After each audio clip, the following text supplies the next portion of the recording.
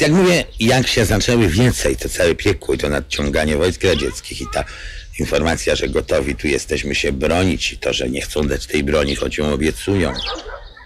Myśmy mieli mnóstwo kontaktów w różnych zakładach i bezpartyjni robotnicy do nas się garnęli, bo tam partie były bardzo zamknięte, wyizolowane. I ta noc i dzień.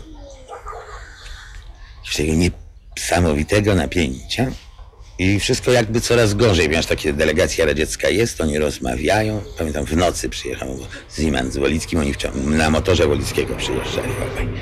I przyjechali w nocy i mówią, że tam ci poddali. Nie ma co gadać, poddali wszystko. A rano następnego dnia nam mówią, że wynik planu będzie taki właśnie co do składu, jak żeśmy sobie życzyli, czy jak nam pożyczył Staszewski, pierwszy sekretarz Komitetu Warszawskiego Partii, bo to on do nas przysłał przecież tę kartkę, którą myśmy rozpropagowali na całe miasto. Tą kartkę ze składem przyszłego KC. I biura politycznego i sekretariatu ściśle. No i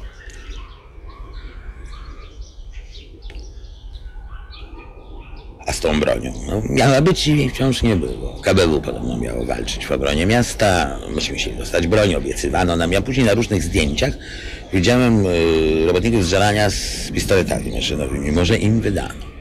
Choć jakoś ja sobie tego faktu nie przypominam. Łącznikiem naszym z żeraniem był Modzelewski. On tam regularnie jeździł, regularnie sprawozdawał. Nic takiego sobie nie przypominam, a byłem na to wyczulony, bo był to bardzo zasadniczy problem tamtych 5 dni.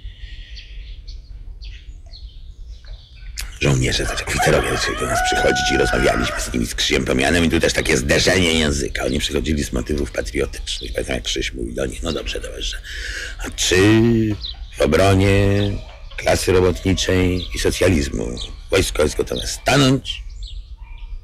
A oni mówią, nie tak byśmy to ujęli. W obronie ojczyzny. Tak pamiętam taką rozmowę z Słowakami, którzy po prostu byli w stanie przynajmniej zrozumieć, w jakim języku, o czym mówimy. Na ogół takśmy się nie rozumieli z ludem pracującym miast i wsi. Więc byliśmy jakby z góry skazani na klęskę, mając przeciwko sobie Gomułkę i to, co myśmy nazywali prawicą.